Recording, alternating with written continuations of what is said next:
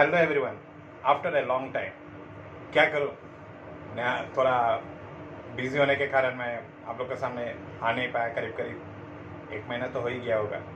लेकिन इस 1 महीना में आप विश्वास कीजिए, इतना मेरे पास सब मतलब रिक्वेस्ट आ रहे थे, सब कोई डिमांड कर रहा था मेरे संग कि शेफ आप इतना कुछ करते हैं तो आप केक के ऊपर में क्यों नहीं कुछ दिखा रहे हैं। तो मैं बोला ठीक है, थोड़ा टाइम मिलने दीजिए, थोड़ा पार्टी ओवर हो जाए तो ज़रूर आप लोग के सामने मैं आऊँगा केक के ऊपर में कुछ लेकर।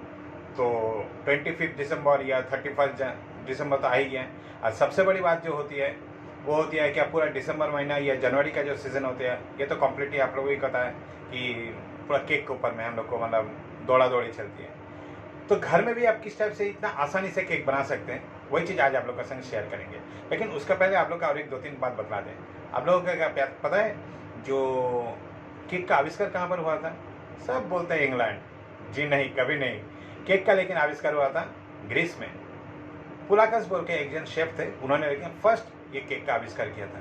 और सबसे बड़ी बात होती है कि इंग्लैंड में लेकिन काफ़ी दिन बाद लेकिन ये फेमस हुई है। अब देखिए हर एक कंट्री का लेकिन अपना अपना स्टाइल का लेकिन मतलब केक होती है। आप थोड़ा कंफ्यूज है ना? एकदम सही। केक लेकिन सैवरी भी हो सकती है, केक लेकिन स्वीट भी हो सकती है। हम लोग जब पाइनएप्पल केक या ब्लैक फॉरेस्ट केक देखते हैं, इसी को हम लोग हमेशा केक बोलते हैं। लेकिन आपको पता है ढोकला भी एक टाइप का लेकिन केक ही है।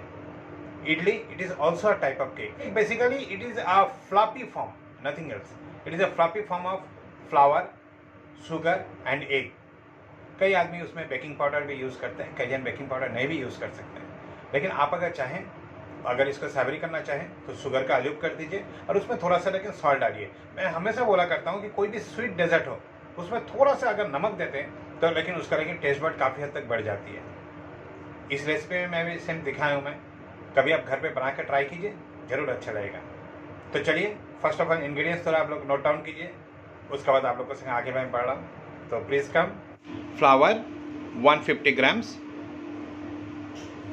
sugar is also approx 150 grams, few drops of vanilla essence, egg 6 number or you can say 300 grams and cashew raisins मिला के 30 to 31 grams. First of all you just divide the egg white and egg yolk. इससे क्या होगी, आपका mixture बनाने में काफ़ी helpful होगी, स्पेशली जब इसका फ्लफी करना चालू करें तब। देखिए इसका जो सबसे बड़ी फार्मूला होती है, आपको जितना मैदा होगी उतना ही लेकिन शुगर भी होगी, और दोनों मिला के जो रिजल्ट होगी वही लेकिन होगी अंडा। मतलब जैसे इस रेसिपी में मैंने दिया हूँ 150 grams of flour plus 150 grams of sugar is equal to 300 grams of egg. तो ये इसकी बेसिकली फार्मूला होती है। अब एग वाइट को बीट करना चालू कीजिए। एक इलेक्ट्रिक बीटर भी आप यूज़ कर सकते हैं या फिर व्हिस्क आप यूज़ कर सकते हैं। इसको तब तक बीट कीजिए जब तक ये फुल्ली फ्लफी ना हो जाए। इस मेथड को बोला जाता है स्पंज मेथड। नेक्स्ट एपिसोड में मैं आप लोग को जरूर दिखलाऊंगा किस टाइप से क्रीमिंग मेथड यूज़ किया जाता है, लेकिन पहले ये वाला मेथड आप लोग देख लीजिए। इसमें एग वाइट में आप धीरे धीरे शुगर को डालना चालू कीजिए, लेकिन एग वाइट को कंटिन्यू बीट करते रहिए, नहीं तो ये एग वाइट पूरा बैठ जाएगी। इसका लेकिन व्हिपिंग बहुत बड़ी इंपॉर्टेंट चीज़ होती है। जब ये अच्छा ढंग से फ्लफी हो जाए तभी लेकिन उसमें एग यॉक डालिएगा। देखिए हम लोग होटल इंडस्ट्री में क्या करते हैं, होल एग को एट ए टाइम बीट करते हैं, लेकिन हम लोग चूँकि मशीन यूज़ करते हैं तो हम लोग को उतना प्रॉब्लम नहीं होती है। लेकिन घर पे जब हम लोग बनाएंगे तब हम लोग अगर एग वाइट और एग यॉक को सेपरेट करें और एग वाइट को पहले बीट करके फ्लफी कर लें तो ये लेकिन काफ़ी हद तक लेकिन हेल्पफुल होती है, मतलब इसको फ्लफी करने के लिए। देखिए काफ़ी हद तक ये फ्लफी हो चुकी है। इसमें ये रिबन स्टेज होना बहुत ज़रूरी होती है। देखिए एग वाइट को जब मैं बीट कर रहा हूँ, इसके ऊपर में एक छोटा छोटा थ्रेड टाइप का दिखाई मिल रही है। देखिए ये होती है इसका बेसिकली कंसिस्टेंसी। अब ये कंसिस्टेंसी जब आ जाए तब उसमें थोड़ा सा सॉल्ट ऐड कीजिए। जैसे मैं रेसिपी का पहले ही बोला हूँ कि अगर आप इसमें थोड़ा सा सॉल्ट ऐड करते हैं लेकिन इसका जो मिठास है वो और ज़्यादा मतलब उभर के आती है। अब इसमें धीरे धीरे एग यॉक का ऐड कीजिए। एक संग पूरा मत डालिएगा, नहीं तो ये बैठ जाने का चांसेस रहती है। बैठ जाने का मतलब फ्लैट होने का चांसेस रहती है।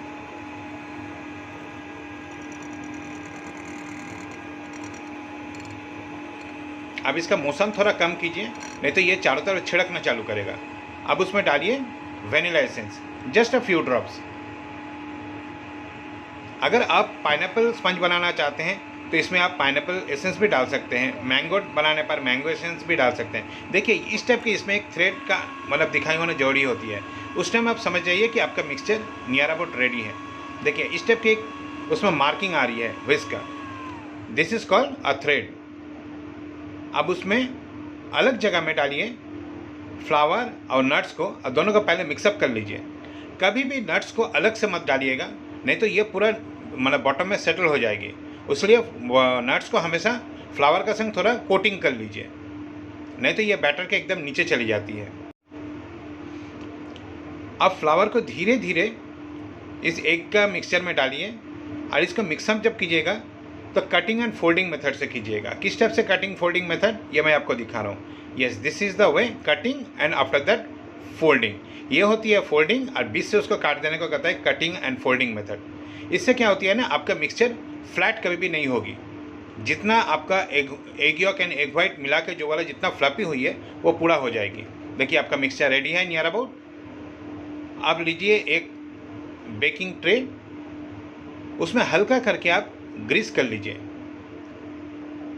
अगर ऑयल चाहे तो ऑयल से भी कर सकते हैं आप चाहे, लेकिन इसको घी से भी ग्रीस कर सकते हैं, कम्प्लीटली अप टू यू।